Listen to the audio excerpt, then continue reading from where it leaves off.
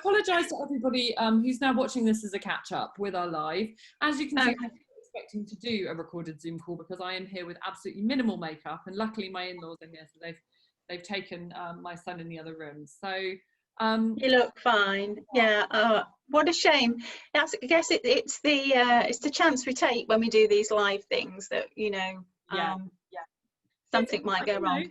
This is why we have all this amazing technology, so we can make it up. So really, we'll just have a quick chat. So what I'm hoping, I've said to people that they can ask questions. We might get questions, we might not get any questions, I'm not sure. So I'm going to keep an eye on my phone and just make sure that we might have a few. So Kim, can you explain to us what it is that Petals does, please? We've got that short live that you did, which is fantastic, but if we can just recap for anyone who's watching this fresh. That's fine. Yeah, so I just really just literally got onto that point, haven't I, when I was sort of began to explain what Petals does before we got cut off. So they specialise in supporting parents following trauma or loss related to pregnancy, and any gestation, includes miscarriage, stillbirth, termination for medical reasons, and neonatal loss. And we are a charity, we're completely independent of the NHS, but anybody that loses a baby through the OUH Trust does get information about us in the bereavement packs. And now, as word is getting around, many more GPs are also getting to know about us as well, and I'll go through how to contact us in a bit.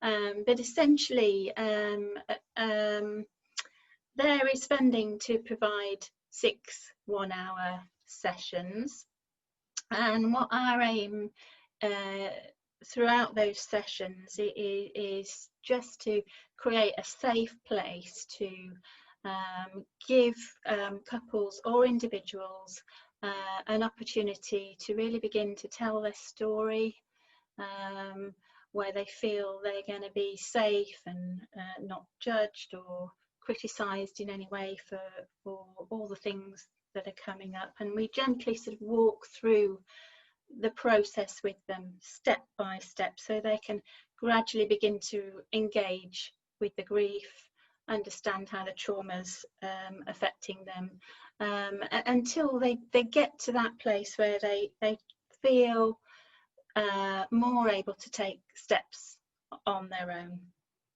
So part of that process, you know, will also be focused on the couple. Many couples come together, and we do encourage that if possible, but we appreciate, you know, that sometimes that's not possible, and sometimes not all partners want to engage, but we'll work, you know, with whatever combination that there is. But a big part of the work is focused on how to cope as a couple, and how to understand how each other is grieving, how they can both share their grief, but how they can both actually have individual separate time to grieve as well, and just understand that, you know, that's normal, but the challenges that poses, you know, when there are those differences.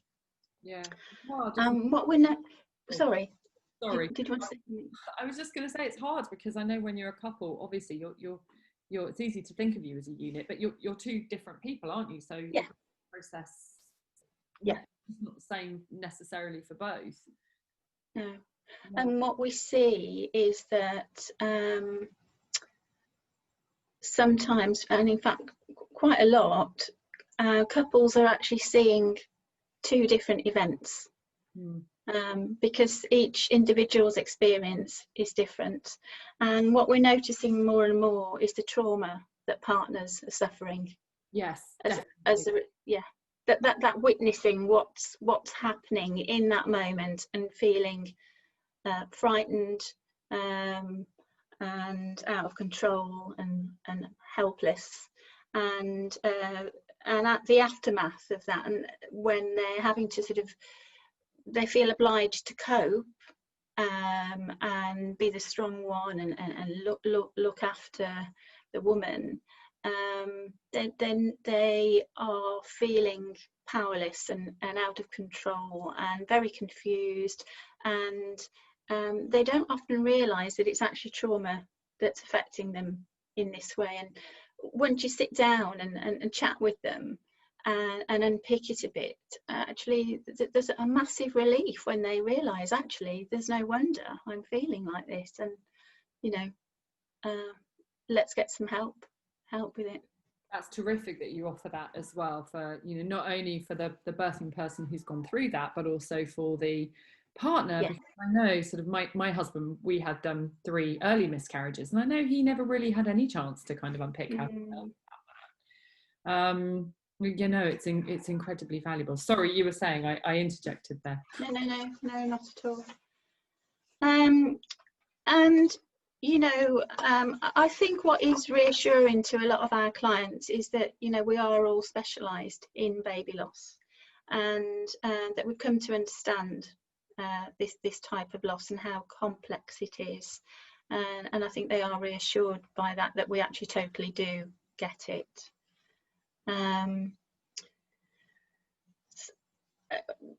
The other thing to say is that we do recognise that some cases are particularly complex, and whilst in most cases 6 sessions are enough to get them to that point where they can sort of then begin to grieve more healthily and more naturally, because actually, after all said and done, grief is usually, for most people, a natural process, but when there's that layer of trauma added on top, it gets in the way of your own natural resources, your own resilience to you know, continue.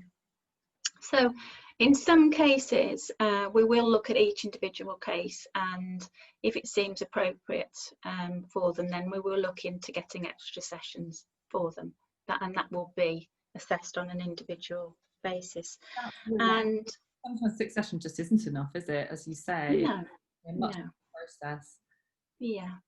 And then, of course, you know, there will always be some clients who perhaps as part of that process we discover that maybe there's something else going on for them, you know, besides this, and that perhaps a longer term relationship with a counsellor that can see them indefinitely for a longer period of time might actually be better off for them, or maybe some couples counselling through Relate, you know, whatever it might be. So we'll talk to them about that and offer up some suggestions of you know, perhaps where they could go next. But the other thing that we're seeing more and more of are women in subsequent pregnancies. And sometimes that'll be because they've become pregnant again while we're seeing them, and so then we will stay with them to support them step by step through that next pregnancy. Or sometimes they may have ended with us and then make a new referral to us. That's brilliant, because I know that's something that we have covered as pregnancy and parenting after loss. Yeah. And I know, you know, from experience now, I went back and I had some counselling when I was pregnant with my son, and that was hugely valuable. But that's really good to know. So that's a really good thing, I think, for the people of Oxfordshire to know. Yeah, absolutely. And I've heard that a new Rainbow Clinic is in the planning for the JR. Really, and we do link very closely with the bereavement team there, and so we're hoping, you know, that we will also be involved in that project too in some way, because it's only natural that really that should be part of that whole care pathway. So obviously you've got those referrals through the John Radcliffe. What are other ways that people can refer? So they can self-refer, you said, so they can get in contact with you, and then and actually most of the referrals are from the women and couples themselves, because what tends to happen is they'll go home and they'll be caught up in the aftermath of what needs to be done, and they'll have the support of their immediate family and friends for the next few weeks or sometimes months. And they'll have, you know, they might have funerals, cremations, burials, you know, all sorts of things to actually tend to, and that keeps them busy and occupied. And but what we often notice is that once those things slow down and partners go back to work, friends and family don't perhaps, you know, talk about baby so much anymore, or mention the miscarriage, they then, you know, begin to feel, actually, yeah, I really would like to talk to someone else now, and so they will contact us then by emailing us or phoning us. And you can email on counselling@petalscharity.org. We'll get all of those links up. Yeah, you can send them. yeah. When we post this, we'll get all of those links up. That'd be terrific. Okay. And then the helpline is 0300 688 0068, and I can send those to you actually in an email as well, just to make sure you've got them. I think the important thing is, I think what you say is really valuable as well. It's that counselling doesn't have to be for the moment. It can be, as you say, when, I hate to say when the dust settles, but when you feel that you're ready for it. I think that's sometimes the most important thing. And my experience, I certainly wasn't ready for it until a couple of months. Sort of, I think probably until after my daughter was born, actually. I just didn't feel that I wanted to talk about it or was ready to talk about it. And then, you know, I felt like I could. Whereas I know we had a really fantastic Zoom call the other day, and Jess, who's one of our was one of our people who came and actually took part in that talk. Her daughter at 17 weeks, and she has found it really valuable talking to yourselves now, you know, but that is her way of coping with it. And as you say, it's different. Oh, absolutely. And you will get some people that, you know, virtually as soon as they've left hospital, they have the mindset that we know we're going to need help with this, we don't want to wait, let's just get on with it, and they'll approach us very quickly. And then there are the others, you know, that leave it longer, and it's whatever is right for that person. And the timing can be quite crucial for that individual. Sometimes they do actually come along a little bit too early, I would say, you know, and perhaps, you know, that can make it a little bit more difficult, because they're just still in that very sort of shocked, sort of, you know, not quite sort of able to connect phase. But, you know, we'll work with that, you know, whatever happens, we will talk that through and you know, discuss that with them. And if they feel actually on reflection, perhaps we need to come back to this at a later date, then that's also okay. So in terms of everything that's happening around COVID, because obviously I know a lot of people, this is the time more than ever that people are feeling isolated and they need to talk, and of course you can't necessarily access things. Are you doing sort of Zoom online counselling? We're doing lots of Zoom. So we switched to Zoom in March, quite early on, partly not only to keep ourselves and our clients safe, but the hospitals where we were based really didn't sort of want extra footfall in through the doors. So we switched to Zoom quite early on, and a lot of us, including myself, were a bit sort of, oh my gosh, you know, how is this going to work? There was a bit of nervousness about it, but it's actually proved to work really well. And we've done a survey a few months back now of clients, an anonymous survey, and we've had really good feedback about how it's working. And in fact, as a direct result of switching to Zoom, we've had lots of people from outside area. So Petals works out of 8 different hospitals. What has happened is people have been contacting Petals from all over the UK asking if they can be seen. And so as a result of that, we did some crowdfunding to raise some extra money for online Zoom sessions for people out of area. So we've been able to provide extra sessions, and in fact we've employed some extra counsellors to help cope with that as well. So it's been a really good thing for Petals in terms of the charity expanding, but a massive advantage to those people out there that are needing that support, especially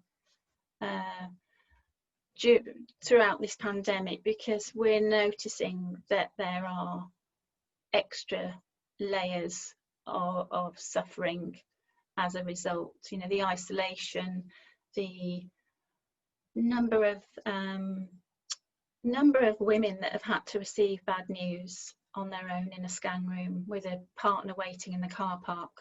I know, yeah. You know, the impact of that on both parties, actually. The dads feeling left out and disconnected, and the women, you know, feeling unsupported. Can I ask, so just to double check, if there's anybody watching this who thinks this is going to be something that will really help me, this is for any loss. So this can be, I'm guessing, from an early loss, you know, right the way through to a baby loss. Is that right? Am I right? Yeah, absolutely. We see women who have had recurrent miscarriages and never yet managed to have a successful pregnancy. We see women that have had termination for medical reasons. We see stillbirth, neonatal death, you name it, any loss. We don't turn anybody away at all. So up to about a month afterwards is the sort of cut-off point. But obviously any referrals that come in, they're looked at very carefully. Helen in our office is specially trained to speak to them and ask them about what's happened, and then she will then contact one of us and ask us, you know, have we got space to see them, and would we be willing to contact them. So we, after they've spoken to Helen and made that initial referral either by phone call or email, she will put that out to us pretty quickly within the next couple of days, and then we will contact the client within 48 hours later to offer them an appointment. And the appointments generally are within 4 weeks, in fact often a lot sooner. That's absolutely terrific. So if there's anybody out there who's watching this, you have got Petals as a resource that you can reach. Talked already about the importance of talking, but also, as we've discussed, if you don't feel that you're ready yet, that's also entirely up to you.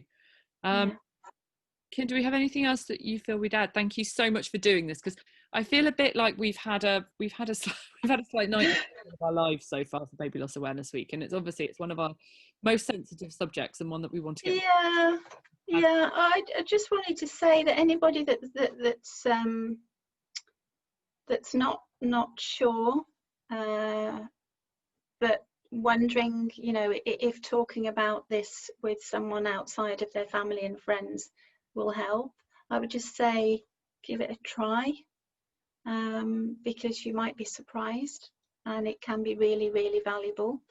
And it's a huge privilege to work with these people. It really is.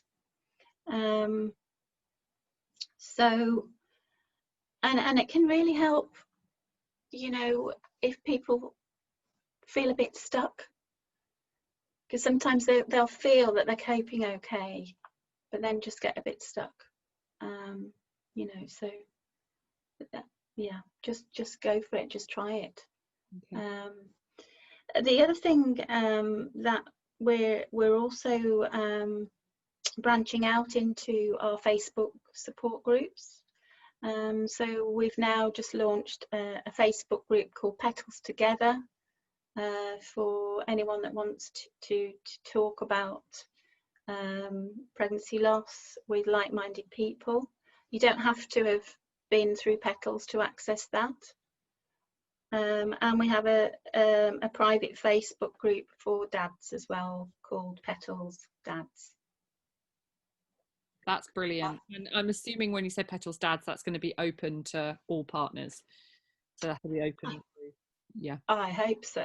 Yeah, I don't see why not, you know, and of course we're very much aware that, you know, it needs to be all inclusive. Yeah, totally. Brilliant. Honestly, yeah. Thank you so much. And aren't we so lucky that we have technology where we can kind of do these things and do well? I know. I've got all these notes and I'm thinking, oh, I hope I've fitted, you know, as much in as is appropriate, but you know, I'm very willing to answer any other questions separately, if that's helpful. Well, I've got an idea. If anybody who's watching this has a question, because obviously we're not live, which is what we hoped, and often when people are watching a live, they don't think of a question immediately anyway, so we have it on. So please, you can message us on the OMVP Messenger, or you can comment below the link to this video. On Facebook, and what we will do is we'll send those to Kim, and then we'll ask her if she can respond to those. I think that would be a really, really good way of doing it. We can do it anonymously, so please, if anybody would like an anonymous, you just this is your week, so you the answers for you. Is that all right with you, Kim, if we do it that way? That's fine. Yeah, and it's also it can be really helpful to hear from other people about their experiences of counselling, you know, good, bad, whatever it is, but particularly, you know, it can be particularly encouraging to others, you know, that are perhaps thinking about making that step, that are a bit nervous of that. So that might be helpful too. Wonderful. Brilliant. Well, thank you everybody in Oxfordshire and beyond who's watched this, and I do apologise for doing possibly one of the worst lives from me, e.g. keeping the live on for ages. And thank you so much, Kim. That is really, really valuable. You're welcome. Thank you. Okay. Thanks. Bye.